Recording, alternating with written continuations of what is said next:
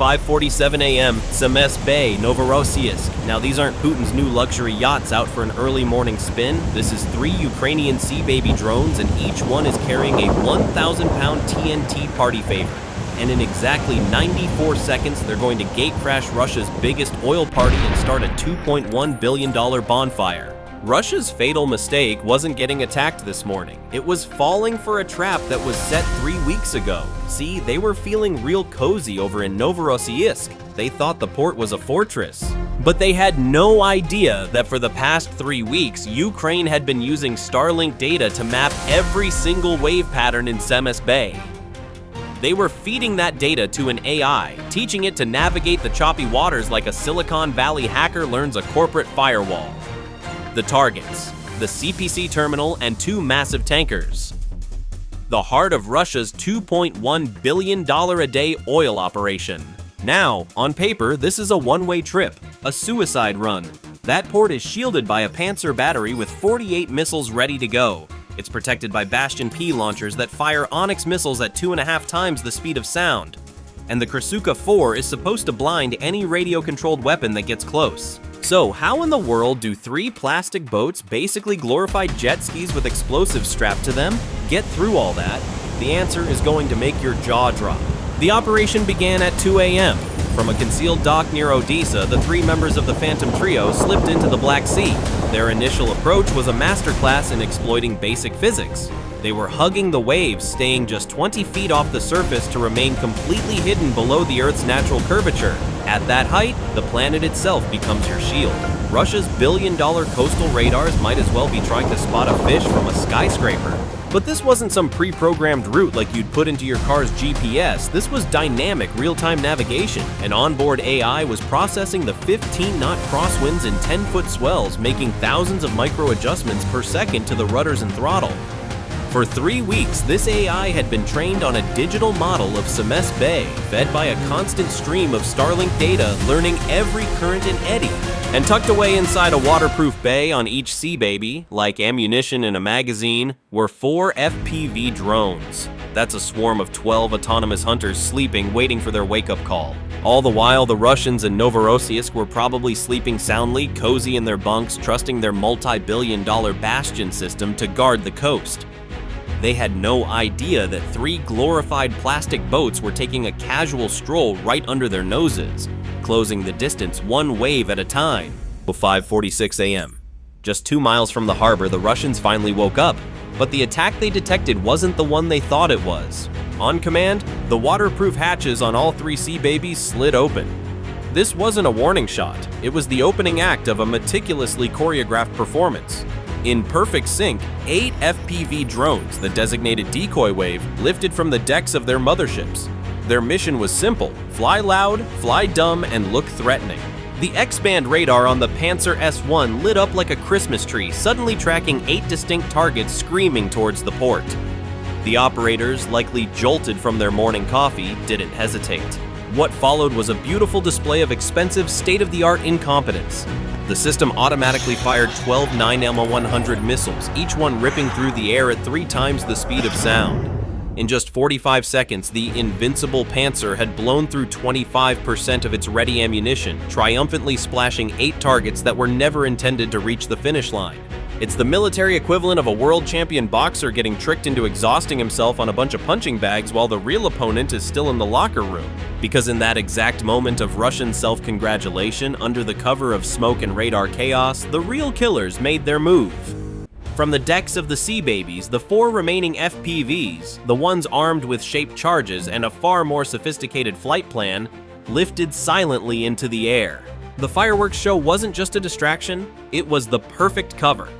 While the Russians were high-fiving over their successful defense, the real threat had just gone active, completely undetected. 05:46:45 a.m. The Russian commander, realizing he's just been played for a fool, does what any cornered bureaucrat does. He panics and pushes the biggest, scariest button on his console. He flips the switch on the Krasuka 4, unleashing a 100-mile-wide tsunami of electromagnetic energy. This is Russia's ace in the hole. a system designed to turn any incoming drone into a very confused piece of plastic. It works by blasting high-power noise across common drone control frequencies. It's the corporate equivalent of launching a massive DDoS attack to crash a rival's website, overwhelm it with so much junk data that it just gives up. But this is where Ukrainian software engineering turns a $300 million Russian superweapon into a glorified noise machine. The AI guiding this swarm isn't stuck on one channel. It's having a private conversation that changes frequencies 100 times every second. This isn't just frequency hopping, it's predictive frequency hopping. The AI learned the Krasuka's jamming patterns from previous encounters. It's like a hacker who doesn't just know your current password, he knows the next 50 passwords you're going to use. When the Panzer's X-band radar tried to get a lock, the AI detected the specific frequency and jumped to a new, clear channel in less than 0.3 seconds. Against this swarm, the Krasuka 4's jamming effectiveness dropped to a pathetic 3%. With the electronic battlefield now completely owned by Ukraine, the 4 real FPVs made their move. They weren't decoys. They were killers. They ignored the tankers and went straight for the source of the problem. One after another, they slammed directly into the Panzer's primary radar dish and launcher vehicle. A $15 million air defense asset neutralized by $20,000 worth of FPVs, the steel shield of the port is now the equivalent of a blindfolded cowboy trying to shoot tin cans in a hurricane. And in their panic to stop the tiny drones, the Russians are about to make an even bigger mistake. They've just woken up the king of the coast. 05:47:15 a.m. With his primary shield shattered, the Russian commander makes the only move he has left. He goes all in. He orders the Bastion P system to fire. From a camouflaged silo on the coast, a heavy steel hatch grinds open. A massive launch canister elevates to a 60-degree angle with a hydraulic hiss. This isn't the rapid-fire response of the Panzer. This is the slow, deliberate awakening of a giant. With a deep, guttural roar that shakes the very cliffs it sits on, a P-800 Onyx missile ignites, a $1 million supersonic sledgehammer launched with pure desperation. Its target? The last of the FPV decoys. The Russians are still shooting at ghosts, but this time they're using a weapon designed to kill aircraft carriers to do it. The Onyx missile, traveling at 2.5 times the speed of sound, covers the distance to the decoy in seconds. The impact isn't just a fireball, it's a cataclysmic event. The explosion creates a pillar of greasy black smoke that punches 200 feet into the morning sky, a temporary monument to Russian panic. But a funny thing happens when you detonate a massive missile over a body of water. You don't just create smoke, you create a localized, violent weather system. The blast wave creates a vortex of wind shear and unpredictable currents, and in that moment of chaos, the mission almost comes to a disastrous end. Sea-Baby 2, caught in the invisible turbulence, is violently shoved 50 yards off its attack vector. Its camera feed becomes a blur of sky and churning water. For a critical few seconds, it's flying blind, lost in a hurricane created by its own side's decoy. Seeing this chaos, the Russian commander doubles down. He thinks this is his chance. He orders the Krasuka 4 to broadcast at maximum power.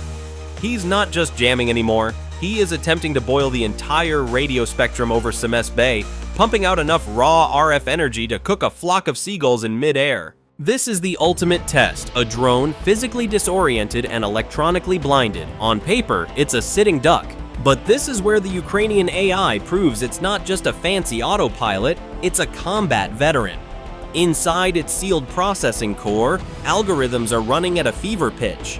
It can't see through the smoke, and its radio is being deafened by a digital hurricane. So, it does something brilliant. It stops listening to the outside world and starts listening to itself. Using its own solid-state gyroscopes and inertial measurement units, it compares the violent, unexpected movements it's experiencing with the mission's original flight path. It calculates the deviation, plots a new course to get back on track, and does it all in under 2 seconds. It's arguing with physics and winning. At the same time, the AI is analyzing the Krasuka's full-power jamming signal. It's not just hopping frequencies anymore. It's performing the digital equivalent of real-time signal intelligence, identifying the tiny millisecond-long gaps in the electronic storm and cramming all its communication into those windows. Then, from the base of the black smoke column, 3 shapes emerge. Not limping, not damaged. They emerge like sharks from the depths. Their engines scream as they accelerate to their full 90 kilometers per hour. Their attack vectors now perfectly realigned. The Russian commander, watching his screen, can only stare in disbelief. The targets he thought were dead, disoriented, or destroyed have just reappeared, charging straight for the heart of his port, faster and more determined than before. And in that moment of dawning horror, he probably screams the question that defines this entire engagement. What in God's name am I even shooting at? 05:47:32 a.m. The chessboard is clear. Every pawn, every rook, every multi-million-dollar queen has been swept from the board. The Panzer is a smoldering wreck. The Bastion's mighty missiles have been wasted on decoys, and the Krasuka 4 is screaming into an electronic void, jamming an enemy who has already changed the channel. The path to the heart of Russia's oil economy is now wide open. This isn't a chaotic last-ditch charge. It is the final logical step of a pre-calculated equation. The Swarm's master AI, the ghost in the machine, now divvies up the spoils with cold digital precision. The three sea babies, now acting as a perfectly synchronized wolf pack, broke formation. Sea Baby 1 locked its digital gaze on the biggest prize in the harbor, the tanker Volganeft 239, a floating steel elephant loaded with premium crude. At the same time, its two siblings veered off with surgical precision. One set a direct course for loading Pier 3, the primary artery for pumping oil onto the ships, while the last one targeted the main CPC pipeline manifold on the shore, the heart valve of the entire terminal. The final countdown began. 43 seconds on the clock. 30 seconds. The remaining Russian sailors on the docks and the tankers are now just watching, paralyzed. They can see the black shapes coming low and fast across the water, and they know there is absolutely nothing left to stop them. 10 seconds. The last intelligible sound from the Russian command net isn't a military order to fire, it isn't a call for reinforcements, it's a panicked shout for fire trucks on a civilian Zello walkie-talkie app. They've already conceded defeat, they're just preparing for the funeral pyre. The camera on Sea Baby 1 zooms in, the feed crystal clear. You can almost read the rust stains on the hull of the Volganeft 239. The Russians had their Bastion, the self-proclaimed king of the coast. But they forgot one thing. The real kings of the Black Sea tonight aren't made of steel. They're made of plastic, powered by Ukrainian ingenuity, and they're about to deliver the checkmate. 5:47:32 a.m. With a final encrypted command from Kyiv, the three Sea Babies executed their terminal run. This wasn't a crude, brute force collision. It was a synchronized three-point demolition. Sea Baby 1 slammed into the tanker's hull, Sea Baby 2 tore into the steel pilings of the loading pier, and Sea Baby number 3 sliced through the main pipeline manifold on the shore. The warheads, packed with a military-grade plastic explosive called PBXN-109, didn't detonate on contact. Their hardened, armor-piercing noses were designed to do one thing first: get inside. They punched through the 1.2-inch steel walls of their targets like a hot knife through butter. For a fraction of a second, just 0.3 seconds, there was a terrifying metallic screech and then detonation. Now here's the physics lesson that cost Russia $2.1 billion. The M423 fuses inside each warhead were programmed with a precise 0.8 second delay. It's an eternity in high explosive terms, and it was the key to the entire operation. That delay ensured the warheads were deep inside the sealed compartments of the tanker and the pipeline before they went off. The result wasn't just an explosion, it was a contained cataclysm. 12.6 gigajoules of energy were instantly released inside a space that couldn't contain it.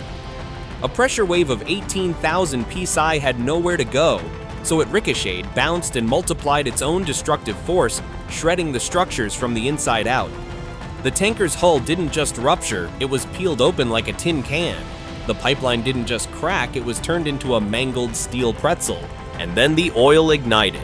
A river of fire 500 feet wide spilled across the bay, connecting the three separate points of impact into one massive, unbroken inferno. Over 300,000 barrels of crude oil became the fuel for a firestorm visible from space. Russia just lost $2.1 billion in 3 seconds. That's faster than a Black Friday flash sale. The immediate aftermath was a portrait of pure chaos. 2 tankers, worth a combined $160 million, were transformed into floating Roman candles.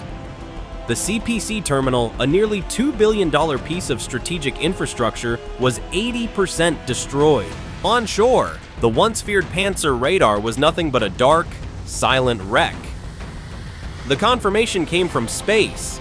Maxar satellites captured the disaster in 14 distinct frames, showing a column of black smoke punching 1.2 miles into the sky, radiating heat at over 1,800 degrees Fahrenheit. Novorossiysk wasn't just hit, it was erased. But the real damage wasn't the fire, it was the domino effect. The instant the pipeline ruptured, its automated safety system slammed it shut. Just like that, Russia's daily oil revenue from the port, a staggering $42 million, vanished. That economic shockwave hit the front lines within 48 hours. T-90 tanks on the Kherson front started running on fumes. With Russian artillery batteries starved of the diesel needed to reposition, Ukrainian forces pushed forward 8 miles, meeting almost no resistance. The news triggered emergency meetings in the Kremlin while on Russian telegram channels.